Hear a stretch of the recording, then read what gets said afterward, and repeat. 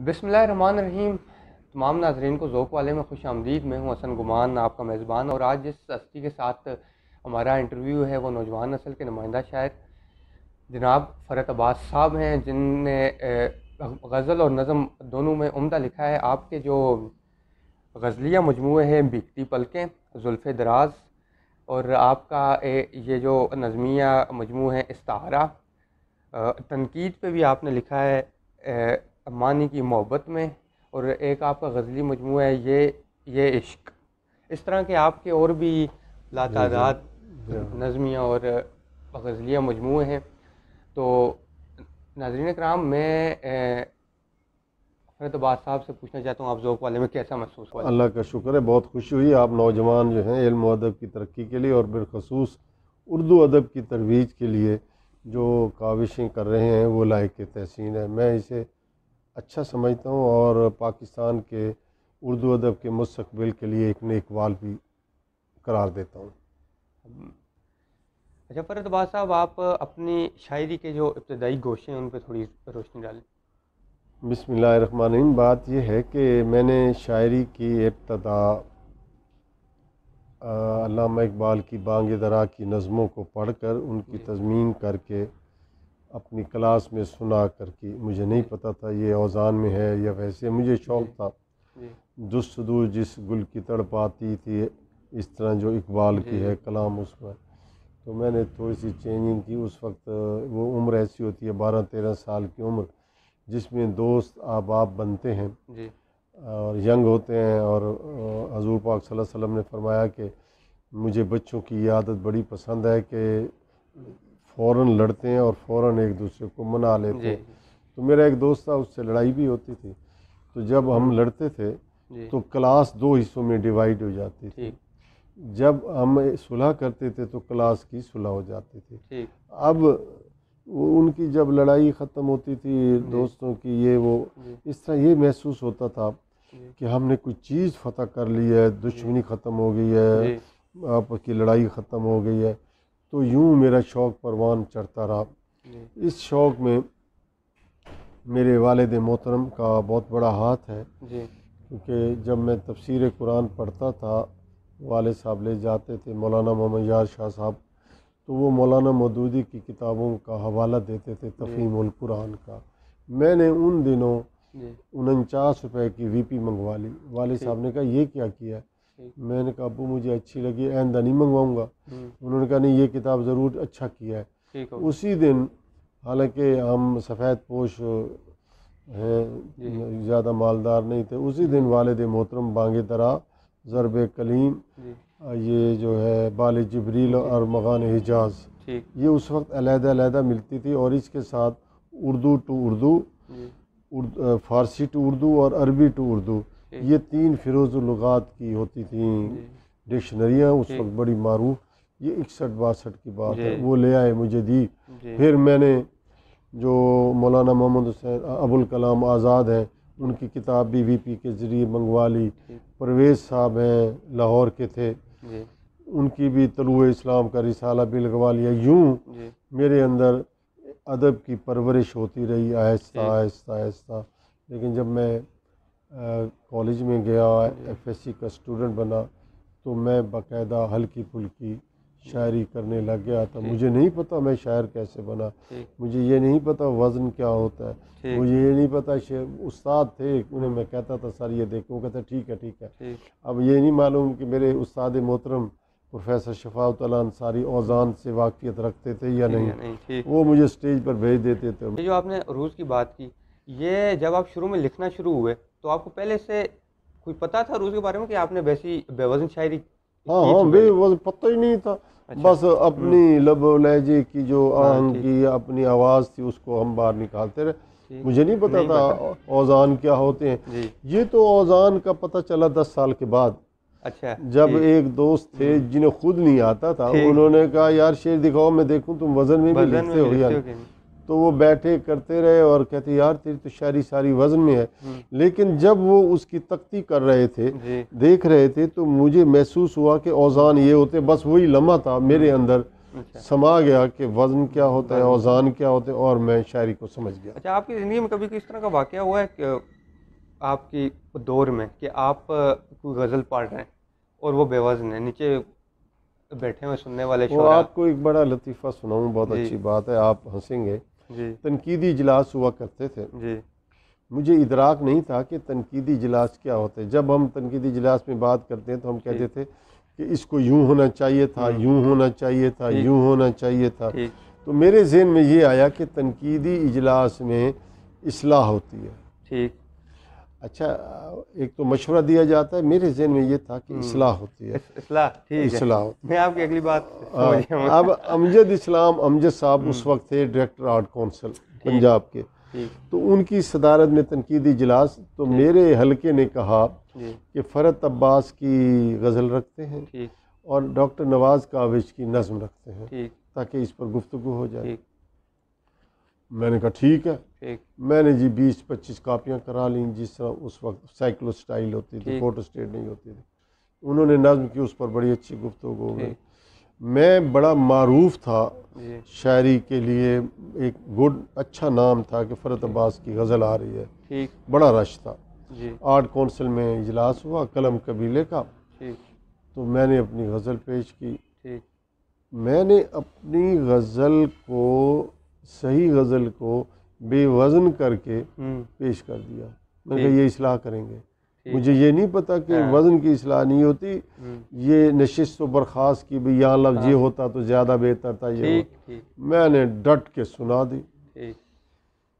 تو امجد صاحب فرماتے ہیں کہ اب اس پر کیا بحث کی جائے، میرے خیال ہے اجلاس کو وائنڈ اپ کیا جائے. میں نے اسٹیج سیکرٹری کو کہا یار اس پر تم گفتگو نہیں کرتے، پہلی پر تو بڑی گفتگو ہوئی ہے. ان کا یار چپ کر. میں نے کہا نہیں نواز کاوش مجھے بتاؤ یہ کیا بات ہے. وہ کہتا ہے تو نے بے وزن غزل پیش کر دی. میں نے کہا تو میں نے تو اس لیے کیا کہ آپ اصلاح کریں گے، اصل وزن والی تو یہ ہے. وہ امجد اسلام بھی ہنسے اور یہ وہ. پھر مجھے پتہ چلا کہ میرا تو علم ہی اتنا ناقص ہے کہ مجھے پتہ ہی نہیں کہ تنقیدی اجلاس کس پرپس کے لیے ہوتا ہے. ٹھیک ہو گیا. ٹھیک. تو یہ میرے ساتھ ہوا واقعہ. اچھا، ابتدائی دور میں جب آپ کو، اچھا آپ یہ بھی آپ نے بتایا کہ میرے ایک دوست نے وہ دیکھی آپ کی کچھ غزلیں اور وہ پہلے سے وزن میں تھی کچھ آپ کی، تو یہ سب وزن میں تھی کہ کچھ بے وزن بھی تھی؟ اس وقت تو میں پراپر شاعر بن چکا تھا نا. آل پاکستان پنجاب، یہ 79 کا قصہ ہے. اچھا. 79 میں میں آل پاکستان مشاعرے، جن میں منیر نیازی صاحب، جن میں عارف صدیقی صاحب، قاسمی صاحب، وزیر آغا صاحب ہوتے تھے. میں ان مشاعروں کی ڈیمانڈ بھی تھا، جاتا بھی تھا. لیکن ادراک نہیں تھا کہ شہرت کس طرح حاصل کرنی ہے. میں بنیادی طور پر میڈیکل کا اسٹوڈنٹ ہوں. بس جہاں مشاعرہ ہوتا ہے نہ مجھے پیسے کی ضرورت ہے نہ کچھ. اور اچھی بات یہ ہے حسن صاحب کہ میں تمام 9 سے 90 تک صاحب کو صرف 5 پیسے کا کارڈ لکھ کر بھیجتا تھا کہ فلاں دن مشاعرہ ہے، آپ کی صدارت ہے، آپ مہمان خصوصی ہیں. کوئی بندہ ایسا نہیں تھا جو نہ آتا ہو. ٹھیک ہو گیا. ہاں وہ آتے تھے اور کہتے تھے عجیب ہے. وہ ریڈیو اسٹیشن جاتے تھے، وہاں سے پوچھتے تھے کہ فنکشن کہاں ہے. تو پھر وہاں آتے تھے، کہتے تھے یار ایک ہفتہ تو پہلے بتا دیا کر. تو یوں ہے کہ اوزان تو بعد میں باقاعدہ میں نے پڑھے بھی، بلکہ میں اس کی درس و تدریس بھی کرتا رہا، لوگوں کو پڑھاتا بھی رہا. لیکن شعوری طور پر اوزان کا ادراک 77 میں مجھے ہوا، 1977 میں. لیکن میں نے شعوری طور پر 1983-82 میں عبدالحمید ارشد سے، انہوں نے زبردستی مجھے اوزان پڑھائے، وتد اور سبب کیا ہوتا ہے، کیا بحریں ہوتی ہیں، یہ وہ ڈائری آج بھی میرے پاس محفوظ ہے. فرت عباس صاحب یہ بتائیں جدت اور جدیدیت میں کیا فرق ہے؟ جدت آپ کیا سمجھتے ہیں؟ میں سمجھتا ہوں کہ جدت اور جدیدیت ایک ہی پہلو کے دو نام ہیں. ٹھیک ہے. کچھ لبادے اڑے جاتے ہیں، اس کو ہم کہتے ہیں کہ میں جدت کے چکر میں ہوں. جدیدیت یہ ہے کہ آپ کا لب و لہجہ بدل جاتا ہے، آپ نئے مضامین لے آتے ہیں، نئی باتیں کرتے ہیں. تازہ ہوا کے شوق میں آئے ساکنان شہر، اتنے نہ در بناؤ کہ دیوار گر پڑے. ہمیں جدیدیت کی طرف تو آنا چاہیے، لیکن جدت کے ضام میں بنیادی ڈھانچہ ختم نہیں کرنا چاہیے. نئے دور کے ساتھ ملنے کے لیے ہمیں ضرورت پڑتی ہے کہ ہم اپنے سابقہ دور کو ساتھ ملائیں. لہٰذا ہمیں اپنی روایات، اپنے ماضی کو ساتھ لے کر اپنے حال کو سنوارتے ہوئے مستقبل کی طرف جائیں گے تو اسی کا نام جدت، اسی کا نام جدیدیت. لیکن وہ ہم تازہ کاری کے چکر میں الٹے سیدھے لفظ استعمال کرنا کوئی جدید.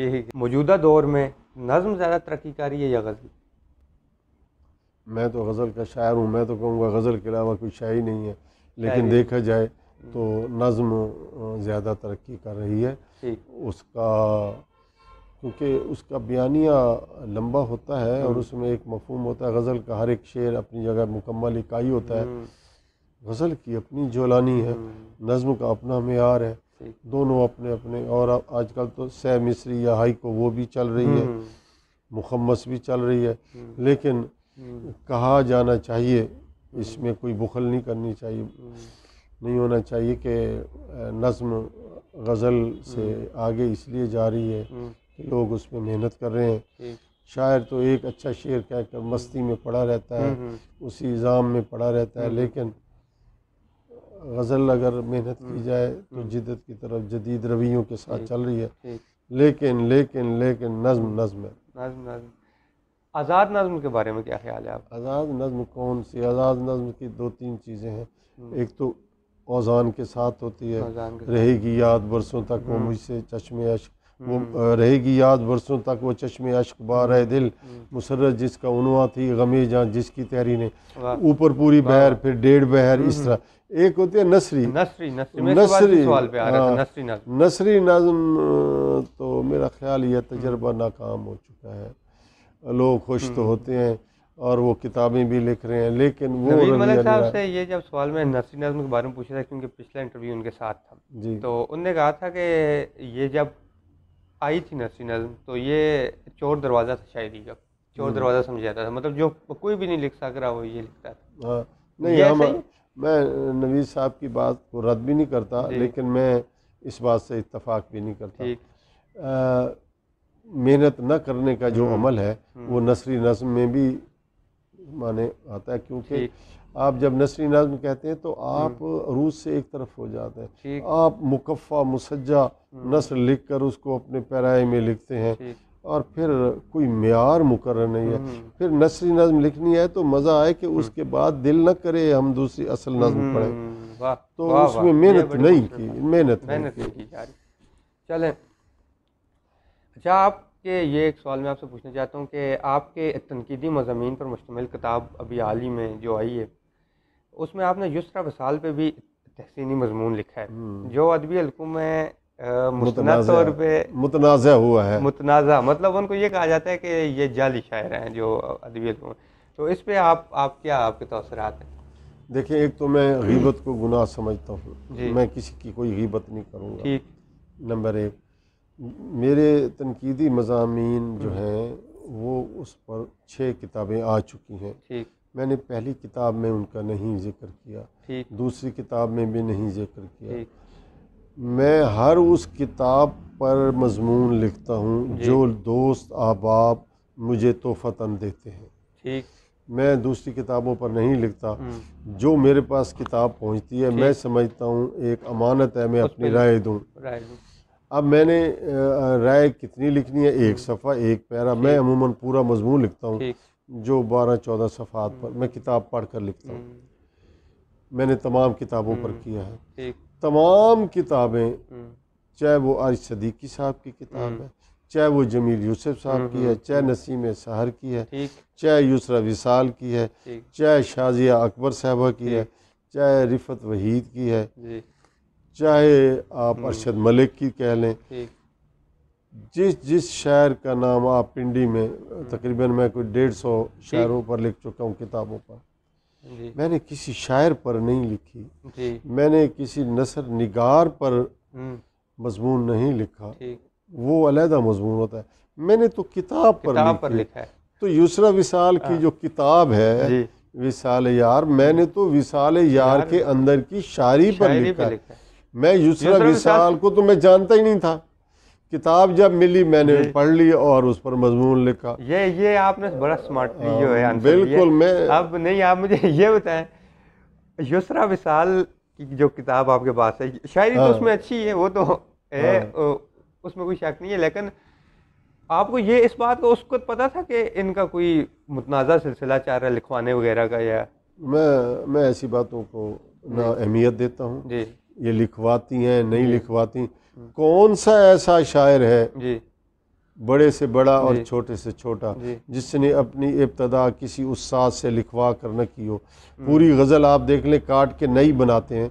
پہلا کوئی بھی شاعر ہوگا پہلی غزل جب وہ ٹھیک کرواتا ہے تو پوری غزل کی اصل شکل ہی نہیں رہتی.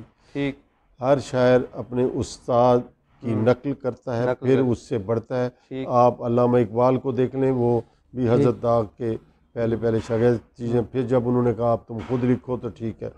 ہر شاعر، لیکن ہمیں تو کوئی کہیں سے لکھوائے یا نہ لکھوائے ہمیں اس سے غرض نہیں ہے. یہ مسئلہ نہیں. ہم تو یہ کہتے ہیں جو کلام ہے وہ اگر وہ یسریٰ وصال کے نام سے آیا ہے تو ہم کہیں گے یسریٰ وصال کی وصال یار کی اندر جو شاعری ہے اس میں یہ خصائص ہیں، یہ اچھی باتیں ہیں. اور میں منفی پہلو نہیں لیا کرتا، میری کسی بھی میں مثبت پہلوؤں کو اجاگر کرتا ہوں. منفیت میری تنقید میں ہے ہی نہیں. ٹھیک ٹھیک ٹھیک. وہ اچھے ہیں تو اچھے ہیں، برے ہیں وہ تو اچھے ہیں. تعلق میں کبھی عیب و ہنر دیکھے نہیں جاتے. میرا تعلق ہے تنقید سے. میں تو کتاب کو دیکھوں گا، اس سے جو بات اچھی لگے گی پھر بعد میں پتہ چلتا ہے اچھا یہ یسریٰ وصال کی ہے یا نوید ملک کی ہے یا قیوم طاہر کی ہے، پھر میں نام اٹیچ کرتا ہوں. میں تو اپنا موضوع نہیں. ایک بات یہ بڑی مشہور ہے شاعروں کے بارے میں، سب یہی کہتے ہیں کہ شاعر بندہ اس طرح نہیں بنتا. کوئی چوٹ لگتی ہے کسی کی طرف سے، کوئی محبت ہو جاتی ہے پہلی یا کوئی اس طرح. آپ کی زندگی میں کوئی اس طرح کی کوئی چیز آئی؟ میری زندگی میں بہت ساری محبتیں آئی ہیں. اچھا. میں نے اپنے آپ سے محبت کی ہے، ٹھیک. اپنے والدین سے محبت کی ہے، اپنے بہن بھائیوں سے محبت کی ہے. 2-3 دوست ایسے تھے جن کے لیے میں جان چھڑکتا تھا، ان سے کی ہے. اور حسن میری کمزوری ہے. اگر میں حسین چہرہ نہ دیکھوں میں بیمار پڑ جاتا ہوں. وہ حسن اگر بچے میں ہے مجھے اپیل کرتا ہے، ایک خاتون میں ہے مجھے اپیل کرتا ہے. وہ میل ہے یا فیمیل ہے، حسین ہونا چاہیے. میں اس کا دیوانہ ہوں. حسن پرست ہیں آپ؟ میں بنیادی طور پر حسن پرست ہوں. میں جہاں میری شادی ہوئی ہے گھر والوں نے کر دیا. مجھے چہرے بہت اچھے لگتے ہیں. میں اپنے ساتھ بٹھا کر تصویر بناتا ہوں، گپ شپ کرتا ہوں، گفتگو کرتا ہوں. بعض اوقات تو چہرہ آپ یہ دیکھیں کہ ایک خاتون سے میں نے محبت کی 50 سال ہو گئے ہیں. سارا جو حسن پھیلا ہوا ہے کائنات کا اللہ کا حسن ہے. یوں میں حسن مجازی کے ساتھ ساتھ حسن حقیقی کا پیروکار ہوں. حسن میری کمزوری ہے فنا فی الحسن.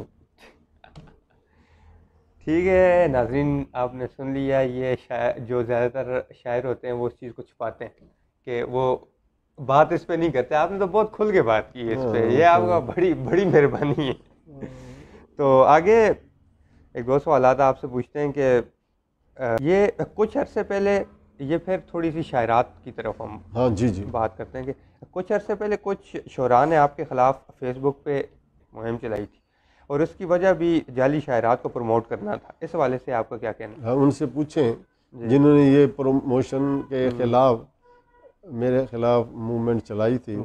ذکر میرا مجھ سے بہتر ہے تیری محفل میں ہے، خود وہ انہیں ہی پہلے پروموٹ کر رہے تھے. اچھا. پروموٹ کرتے کرتے جب ان کے مقاصد حل نہ ہوئے یا کچھ حل ہوئے یا نہیں ہوئے، میں کسی بات میں نہیں جاتا ہوں، ان کے خلاف ہو گئے. پھر کسی نے مجھے کہا کہ آپ ہماری اصلاح بھی کریں، ہمیں وہ بھی بتائیں، ہمیں محفلوں میں بھی لے جائیں. میں لے گیا. میرا نہ کسی سے کوئی واسطہ نہ کچھ. آج بھی میری جو ان سے راہ و رسم ہے یا رابطے ہیں ویسے کے ویسے ہیں، لیکن اس کا یہ مقصد نہیں ہے کہ ہمارے ان کے ساتھ غلط رابطے. کون سا شاعر ہے جو پہلے اپنی تربیت نہیں لیتا؟ جس دیے میں جان ہوگی وہ دیا رہ جائے گا. آپ اصلاح کرتے رہیں، لوگوں کی رہنمائی کرتے رہیں، جو ٹھیک ہوتا جائے گا، جو پلتا جائے گا وہ شاعر یا شاعرہ بن کر نکل آئے گا، جو نہیں پلے گا. فرد عباس صاحب، شعری دنیا میں آپ کو آئے ہوئے کافی عرصہ ہو گیا. اس دورانیے میں کوئی واقعہ آپ کی زندگی میں ہوا ہو جس کو آپ کوئی بڑا واقعہ سمجھتے ہیں یا یاد رکھنے والا میموری جس کو آپ کہنا چاہتے ہیں، جو آپ کی زندگی میں بہت اہمیت بھی ہے اس کی؟ بہت اچھی بات کی آپ نے. بات یہ ہے کہ ایک تو میں کہوں کہ مجھے شعر و ادب میں لانے والے میرے والد محترم ہیں جو اقبال کے حافظ تھے. اقبال کا کلام بانگ درا انہیں یاد تھا، وہ پڑھتے تھے، خوش الہانی کے ساتھ حافظ قرآن تھے۔ دوسری بات یہ ہے، میری زندگی میں میرے والد صاحب کا ایک اور بھی عمل دخل ہے کہ میں جب اسکول میں داخل ہوا تو والد صاحب نے امی کو کہا کہ کل بچے کو اسکول داخل کرانا ہے۔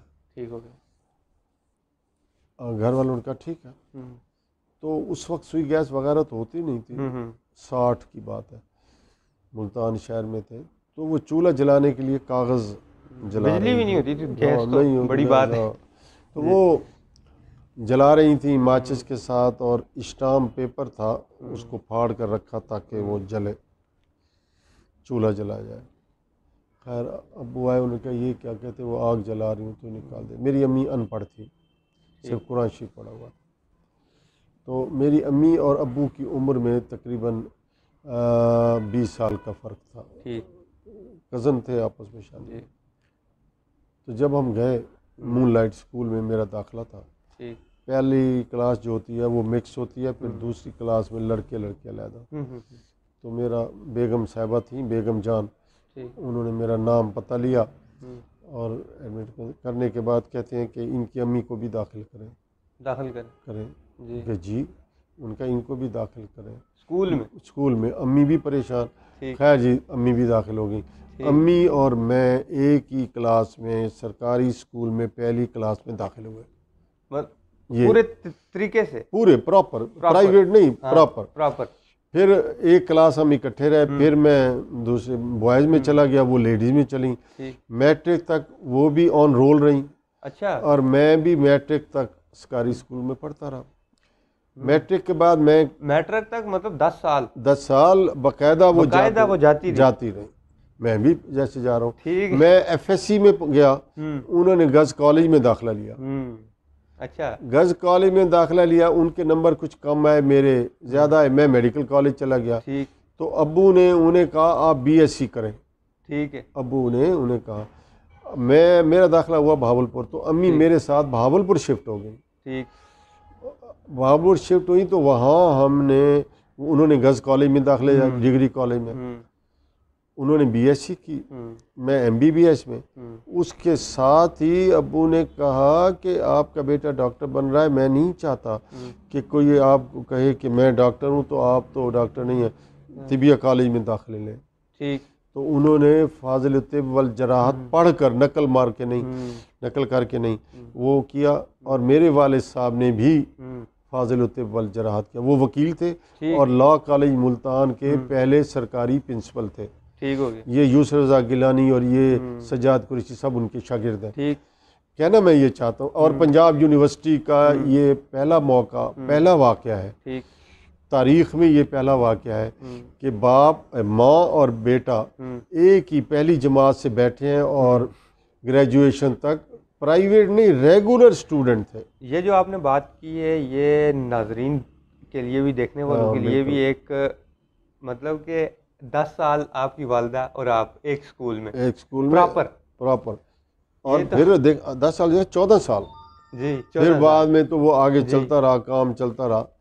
لیکن یہ بڑی بات ہے، یہ دیکھیں یہ کتنی، مجھے یہ اعزاز حاصل ہے کہ میں اپنی ماں کا کلاس فیلو بھی، بڑی بات ہے یہ۔ اور پنجاب یونیورسٹی کا ڈپٹی کنٹرولر آتے تھے، وہ کہتے کہ ہم حیران ہیں کہ حافظ صاحب نے اپنی اہلیہ کو کھانے پر آپ کو نہیں رکھا، ان کو، آپ کی امی کو، ان کو اور آپ کو پڑھایا، اور میری امی پڑھ لیتی۔ چلیں، یہ ناظرین ذوق والے خوش قسمت ہیں کہ ان کے ساتھ ڈاکٹر صاحب نے اتنے کھل کے یہ واقعہ شیئر کیا، آپ کا بہت شکریہ۔ ناظرین، جس طرح ڈاکٹر صاحب نے بتایا کہ ان نے خود بھی بتایا، یہ شاعر ہونے کے ساتھ ساتھ ڈاکٹر بھی ہیں، مسیحا بھی ہیں، تو یہ آپ مجھے بتائیں، جب شاعری میں، کیونکہ آپ ڈاکٹر جب آپ نہیں بھی تھے، شاعر بھی تو تھے، تو شعر و شاعری زیادہ تر جو شاعر وغیرہ کرتے ہیں وہ ادب میں مطلب اردو کی طرف جاتے ہیں یا انگلش کی طرف، لٹریچر کی طرف، آپ اس طرف آئے، کوئی مشکلات تو آپ کو تعلیم میں، یہ ڈاکٹری تعلیم ہوتی بھی تھوڑی مشکل ہے جی؟ آپ نے بہت اچھا سوال کیا، میرے اندر ایک کمی رہ جاتی ہے اگر اس کا جواب نہ دیتا۔ میں تو بنیادی طور پر حسن پرست تھا، مجھے نہیں جی پتہ ڈاکٹری کیا ہے، ٹھیک ایجوکیشن ابو نے کہا پڑھو، میں پڑھ رہا ہوں۔ ٹھیک لیکن جہاں ہم تفسیر پڑھتے تھے جی وہ مولانا ہم، محمد یار شاہ صاحب، ٹھیک وہ ہمارے اسکول کے سامنے مسجد تھی، وہاں ہمیں تفسیر پڑھتے تھے، ڈیلی ٹھیک جاتے تھے، ٹھیک ہم تیسری چوتھی جماعت میں پڑھتے تھے، ٹھیک ہم سارے بہن بھائی جاتے تھے۔ ٹھیک اب کرتے کرتے ہم، والد صاحب حافظ قرآن تھے، ان مولانا صاحب کے 4 بچے حافظ قرآن تھے، وہ والد صاحب کو اپنی ہم، قرأت سناتے تھے، ٹھیک ہو گیا یوں دوستی ہو گئی، ٹھیک ہے ہم بھی ان کے گھر کا حصہ بن ٹھیک گئے۔ انہوں نے کہا کہ فرت اگر تم میٹرک میں ہم، فرسٹ ڈویژن لے لو ٹھیک تو میں تمہیں 10 روپے دوں گا۔ ٹھیک اس عرصے میں میرا میٹرک کا امتحان ہوا، ٹھیک وہ چلے گئے علی پور ملتان سے، ٹھیک 5 پیسے کا کارڈ تھا، میری فرسٹ ڈویژن آ گئی، ٹھیک ہو میں گیا نے خط لکھا جی مجھے 10 روپے دیں، آپ نے وعدہ کیا تھا، میں نے فرسٹ ڈویژن لے لی ہے۔ ٹھیک ٹھیک ٹھیک وہ اپنے 2 شاگردوں کے ساتھ آئے، جی ان دونوں شاگردوں نے 10 روپے مجھے دیے، ہم، ٹوٹل ہو گئے 30 ٹھیک اور 1 کلو چھوارے، ٹھیک تو 3 کلو چھوارے ہو تو اب وہ مجھے چھوارے وغیرہ دے رہے ہیں، ٹھیک 30 روپے انعام بھی لے لیا، میں تو اپنی ہم بڑے بھولے بالے تھے، ٹھیک لیکن ایک بات تھی ہم، کہ میں کلاس کے لیکچر کو چھوڑتا نہیں تھا، ٹھیک توجہ سے، مجھے نہیں پتہ ادھر ادھر کون لیکچر، ذہین طالب علم تھے آپ کے نہیں تھوڑے ذہین نارمل؟ نہیں تھا، ذہین نہیں تھا، میں ٹھیک بالکل اس کی طرف رہنا ہم، تھا۔ اب جب انہوں نے کہا کہ یہ آخری مہینے میں والد صاحب نے کہا یہ تو پاس ہی نہیں ہوتا، تو ابو نے کہا اس کا داخلہ نہ بھیجو، ٹھیک اس کو آرٹس میں بھیج دو، یہ وہ۔ ٹھیک تو امی نے مجھے کہا کہ تیرا تو یہ حال ہے، میں نے کہا کیوں؟ جی ان کا فلاں پروفیسر ہاشمی صاحب نے یہ کہا ہے، ہم، میں نے کہا امی داخلہ تو بھیج دیں، ان کا داخلہ ابو تمہارے نہیں بھیج رہے، ہم، 74 روپے داخلہ تھا ڈبل فیس کے ساتھ، میں نے 74 بھیجا روپے 74 اس روپے وقت اس کے وقت، دور میں ہاں رقم ہو گئی ہے رقم خاصی۔ بہت ساری ڈبل فیس کے ساتھ، ٹھیک تو میں نے امی سے 74 روپے چوری لیے ہم، اور داخلہ بھرا 30 دن پہلے ڈبل فیس کے ساتھ، ٹھیک ہو گیا ہو گیا۔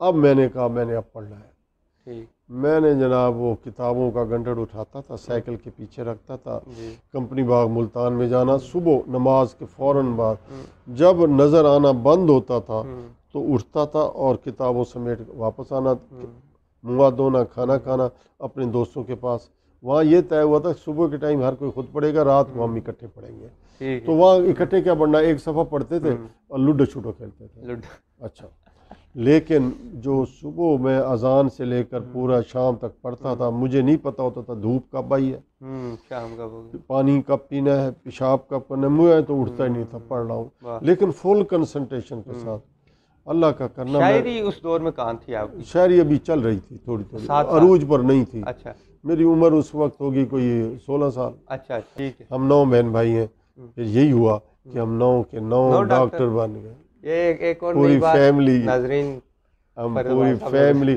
پوری میری فیملی 3 بہنیں جی اور 6 بھائی سارے ڈاکٹر ہیں، واہ ماشاء اللہ، اور ایک بھائی کی تو پچھلے دنوں ابھی ڈیتھ ہوئی، ایک بھائی پروفیسر ہے جی ادھر، 2 ادھر ادھر ہیں، یہ لاہور جایا کرتے ہیں، ہمارے دوست بھی وہاں ملتے ہیں، تو ہم سارے، مجھے ڈاکٹری ملانے میں میرے پروفیسر صاحب کا ہاتھ نہیں ہے، میرے والد صاحب کا ہاتھ نہیں، مولانا صاحب کا ہاتھ ہے، جنہوں نے یہ کہا میں جوش میں آیا اور جوش میں کراس کر گیا۔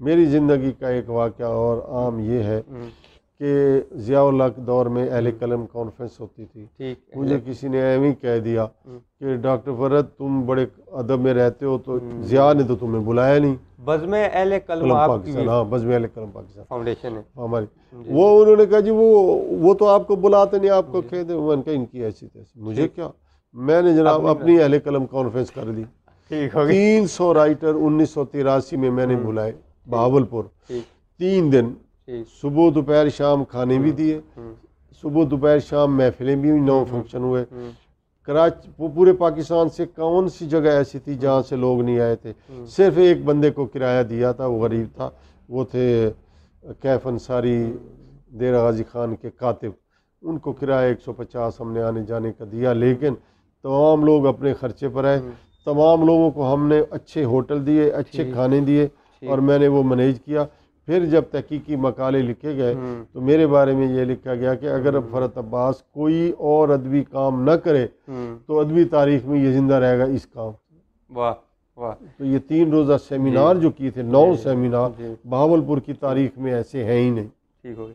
یہ گفتگو اور چلتی رہی ہے کہ بیچ میں ہم تھوڑا ماحول کو ریلیکس تھوڑا کرنے کے لیے آپ سے کچھ سنتے ہیں، شاعری پہ آتے ہیں. کوئی اپنی کوئی غزل سنائیں آپ جو آپ نے یا تازہ لکھی ہو یا کوئی عوام میں آپ نے پڑھی ہو، کافی پک ہو گئی ہو کوئی اس طرح کی. فٹ تو خیر کیا ہونا ہے، پک ہو گئی ہو تو جلدی اٹھ گئی. میں بس سناتا ہوں، پیش کرتا ہوں. باقی کتنے منٹ کی ہوگی؟ ٹھیک ہے، کوئی مسئلہ نہیں، بس شروع کریں. زخم سینے پہ سجاؤں گا چلا جاؤں گا، واہ واہ. زخم سینے پہ سجاؤں گا چلا جاؤں گا، درد کی جوت جگاؤں گا چلا جاؤں گا. کوئی شاید میرے احساس کی قیمت دے دے، دل کا بازار لگاؤں گا چلا جاؤں گا، دل کا بازار لگاؤں گا. کوئی شاید میرے احساس کی قیمت دے دے، دل کا بازار لگاؤں گا چلا جاؤں گا. شعلہ برق تپاں حسن فسونزا تیرا، جس سمے دیکھ نہ پاؤں گا چلا جاؤں گا. مجھ کو معلوم ہے رفتار سماوات کا راز، وقت کو ساتھ ملاؤں گا چلا جاؤں گا. یہ جو بیٹھے ہیں تجھے خواب دکھانے والے، یہ جو بیٹھے ہیں تجھے خواب دکھانے والے، آئینہ ان کو دکھاؤں گا چلا جاؤں گا، آئینہ ان کو دکھاؤں گا چلا جاؤں گا. ایک غزل عرصہ حیرت کو سنائی تھی کبھی، یہ میرا پسندیدہ. ایک غزل عرصہ حیرت کو سنائی تھی کبھی، ایک غزل اور سناؤں گا چلا جاؤں گا. شہر والوں نے بجھائے ہیں محبت کے چراغ، میں انہیں پھر سے جلاؤں گا چلا جاؤں گا. اور یہ ضروری تو نہیں سب کی حکایات سنوں، اب فقط اپنی سناؤں گا چلا جاؤں گا. اور میری آواز پہ تو اتنا پریشان نہ ہو، ایک صدا اور لگاؤں گا چلا جاؤں گا. عمر گزری ہے میری آپ کی سنتے سنتے، عمر گزری ہے میری آپ کی سنتے سنتے، آج میں اپنی سناؤں گا چلا جاؤں گا.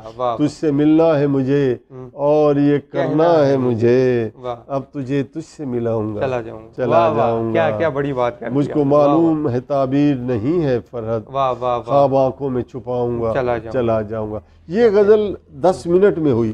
نوجوان نسل کے بارے میں کیا سوچتے ہیں آپ؟ یہ جو نئے شعراء ہیں نوجوان نسل کے جو لکھ رہے ہیں، ان کے بارے میں آپ کا کیا خیال ہے؟ ان کو آپ کس اس میں دیکھتے ہیں؟ ان کی تربیت اگر ہوتی رہی تو یہ ہم سے بہت اچھے شاعر ہیں، اور جس طرح ہماری تربیت ہمارے بڑوں نے کی ہے، ہم پر فرض ہے کہ ہم ان کی رہنمائی کریں. ہم نہیں کر رہے، ہم بددیانت لوگ ہیں. ہم بنیادی طور پر وہ حق ادا نہیں کریں جو اردو غزل ادب کے حوالے سے ہمیں کرنا چاہیے. مجھ سمیت ہمیں ٹائم دینا چاہیے. اگر ہم ٹائم دے دیں تو تاریخ ہمیں معاف بھی کرے گی، ہماری خدمات کا اعتراف بھی کرے گی. ہمارے ٹیلنٹ بہت اچھے ہیں، ہمارے ٹیلنٹ بہت اچھے ہیں. جب ہمارا اندر اور باہر کا انسان ایک ہو جائے گا، ہمارا اندر باہر بظاہر ایک نہیں ہے، ویسے ہم کہتے ہیں کہ میں بالکل صاف ہوں، نہیں، ہمارا اندر بھی ایک ہو باہر بھی ایک ہو، پھر آپ ادب کی خدمت کے لیے، آپ نوجوانوں کی تربیت کے لیے دل سے کریں نا تربیت. یہ آپ نے بات بڑی امپورٹنٹ بات کی. اگر کریں گے تو یہ لوگ بہت اچھے.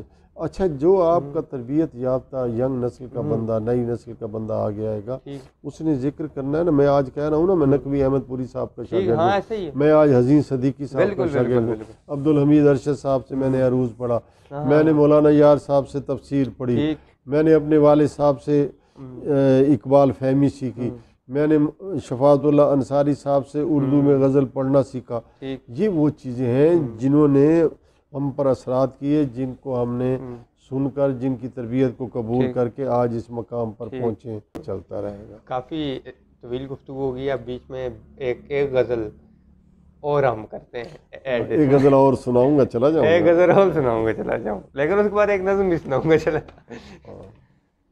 عذاب عرصہ وحشت ڈھلے ڈھلے نہ ڈھلے، واہ واہ.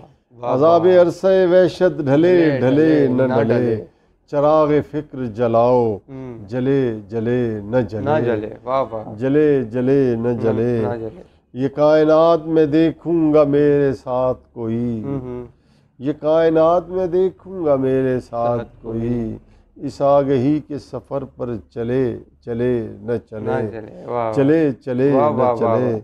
اٹھا کے لائے ہو تم آندھیوں کی بستی میں، اٹھا کے لائے ہو تم، واہ واہ واہ، آندھیوں کی بستی میں، کیا اچھا مصرع بجھا ہے، چراغ ہے صاحب جلے جلے نہ واہ جلے، واہ واہ واہ واہ واہ، وفور عشق بلندی پہ لے چلا ہے ابھی، ہائے ہائے ہائے، وفور عشق بلندی پہ لے چلا ہے واہ واہ ابھی، واہ واہ، جنوں کی بات خرد سے چلے چلے نہ نہ چلے، چلے، واہ واہ واہ، خیال وصل کا بادل صدا رہے سر پر، خیال وصل کا بادل صدا رہے سر پر، بلا سے ہجر کا موسم واہ ٹلے ٹلے واہ نہ واہ، ٹلے، واہ واہ واہ، بلا سے ہجر کا موسم ٹلے واہ واہ واہ، ٹلے سبحان نہ اللہ، ٹلے، سبحان جسے میں خون سے سیراب کر رہا ہوں یہاں، اللہ، جسے میں خون سے سیراب کر رہا ہوں یہاں، یہاں، رفاقتوں کا شجر ہے پھلے پھلے، پھلے نہ پھلے، واہ واہ واہ، رفاقتوں کا واہ واہ شجر واہ، ہے پھلے پھلے، پھلے پھلے نہ نہ پھلے، پھلے، نوادرات محبت تم لے چلے ہو ہائے کہاں، ہائے ہائے ہائے، نوادرات محبت تم لے چلے ہو واہ کہاں، واہ واہ، یہ اعتبار کا سکہ چلے چلے چلے نہ چلے، واہ واہ واہ، یہ اعتبار کا سکہ چلے چلے چلے نہ نہ چلے، ازل سے شوق کے نصف النہار پر فرحت، واہ، رکا ہے درد کا سورج ڈھلے ڈھلے نہ ڈھلے، سبحان اللہ، سبحان اللہ، واہ ازل واہ واہ، سے واہ واہ شوق کے نصف النہار پر فرحت، واہ واہ واہ، رکا ہے درد کا سورج ڈھلے ڈھلے نہ ڈھلے، واہ یہ بھی ایسی ہوئی تھی، واہ واہ، خوبصورت، اس میں بھی کافی روحانی تھی اور کافی خوبصورت غزل آپ نے سنائی، آپ کو بہت شکریہ۔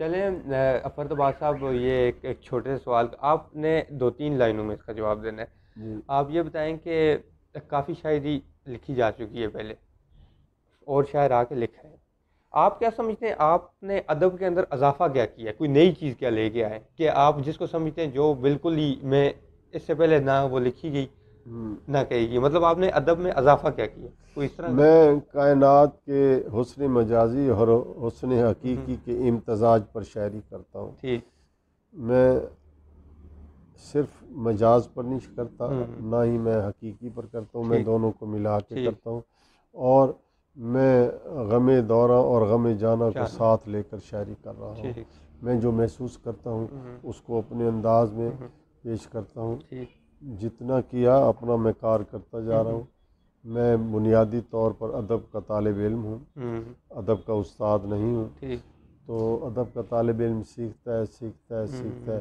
میں سمجھتا ہوں اگر میرا ایک شعر بھی ایک مصرع بھی کائنات میں چل پڑا تو میں امر ہو جاؤں گا، ٹھیک، مجھے یہی چاہیے کہ میں بڑی جب خوبصورت یہاں بات سے ہے، جاؤں تو لوگ اگر مجھے اچھا نہ کہیں تو برا بھی نہ کہیں، واہ بس اللہ اس کو اس طرز پر میرے لیے قبول فرمائے کہ یہ عبادت کے زمرے میں آ جائے، یہ ادب کی خدمت اگر عبادت کے زمرے میں آ گئی تو میں کامیاب ہوں، ٹھیک ہے، میں ہر چیز کو اخلاق کے دائرے میں، ہر چیز کو تہذیب کے دائرے میں، ہر چیز کو اس کے اصلی حسن کے پیرائے میں دیکھنے کا عادی ہوں، واہ واہ، اور میں اسی میں مست ہوں، میری زندگی اسی میں مست ہے، اور ایک بات آپ کو عرض کرتا چلوں، میرے مزاج میں غصہ نہیں ہے، مجھے غصہ نہیں آتا، مجھے گالی دینا نہیں آتی، میں کسی کی غیبت کرنا بہت توہین اپنی سمجھتا ہوں، اور کوشش کرتا ہوں، اللہ مجھے معاف کرے، میں نے کوشش کی ہے کہ میں کسی کی غیبت کی طرف نہ جاؤں، کسی کی برائی نہ سوچوں، اور کوئی اگر زیادتی کر جائے 1-2 منٹ کے بعد میں اسے دل سے معاف کر دیں۔ نمائندہ اپنے 3-4 اشعار جو آپ کو بہت قریبی ہیں، آپ کے مطلب آپ کو اچھے لگتے ہیں، نمائندہ تو ویسے پوری شاعری اپنی ہوتی ہے، کوئی بندہ کسی ایک کو نہیں چنتا، لیکن اگر آپ سے یہ کہا جائے کہ آپ نے 3 سے 4 اشعار چننے جو آپ کے آخری شعر، جن کو کہا آخری مطلب اینڈ کرتے ہیں جو شعر آپ کے اس میں؟ اچھا، ایک تو میں شاعری لکھتا نہیں ہوں، میں شاعری کرتا ہوں، کہتا ہوں، لکھنے کا تاثر اور ہو جاتا ہے کہ بیٹھ کر لکھتا ہوں، وہ کوئی آواز کی شاعری نہیں ہے نا، ٹھیک ہو گیا، ہاں، ایک تو یہ ہے، دوسرا تم بعد میں پرکھنا، تم بعد میں پرکھنا، میرے قد کے زاویے، واہ واہ، پہلے تمہاری آنکھ کو بینائی تو ملے، واہ واہ واہ، واہ واہ واہ، تم یہ بعد میں پرکھنا دوبارہ میرے بڑھیں۔ قد کے زاویے، پہلے تمہاری آنکھ کو بینائی تو ملے، واہ واہ واہ جناب۔ دوسرا، اس نے دیکھے ہی نہیں مہر و محبت والے، اس نے دیکھے ہی نہیں مہر و محبت محبت والے، اس سے کہنا کہ کبھی ہم سے بھی مل کر دیکھے، واہ واہ اس سے واہ، کہنا کہ کبھی ہم سے بھی مل کر دیکھے، سبحان اللہ سبحان اللہ۔ بہار میں اسے مہکی ہوئی ہوا دینا، آہا، جو سوکھ جائے تو پھر شاخ سے گرا دینا، جو سوکھ جائے تو پھر شاخ سے گرا دینا۔ واقعی واقعی میں آج خود کو عجب خار خار لگتا ہوں، یہ آپ کی نظر، ٹھیک ہے، میں آج خود کو عجب خار خار لگتا ہوں کہ ایک پھول سے انسان سے ملا ہوں میں۔ واہ،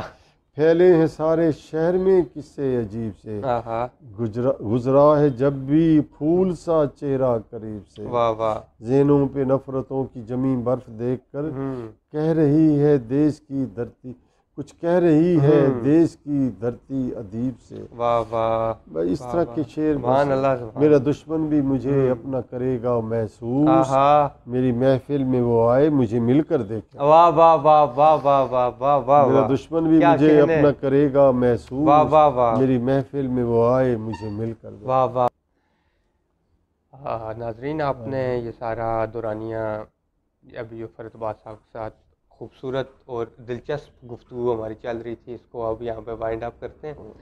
تو میں شکر گزار ہوں۔ آخر میں اتنا ہی کہنا چاہوں گا کہ انٹرویو کو یوٹیوب چینل پہ مکمل اپلوڈ کیا جائے گا، اور ہمارا جو فیس بک پیج ہے اس کے اوپر ہم اس کی کلپس اپلوڈ کریں گے، یوٹیوب کا لنک اوپر موجود ہوگا۔ ہمارا یوٹیوب چینل سبسکرائب فالو کریں، اور انسٹاگرام پہ بھی ہمارا ذوق والے کے نام سے ہے، اور فیس بک پہ بھی سبسکرائب اور فالو کریں۔ اس طرح کے آگے ہم انٹرویوز لے کے آتے رہیں گے۔ میں آپ کو شکریہ ادا کرتا ہوں۔ شکر، اللہ کرے زور قلم زور بیان اور زیادہ ملتے رہیں گے، دعائیں مفت۔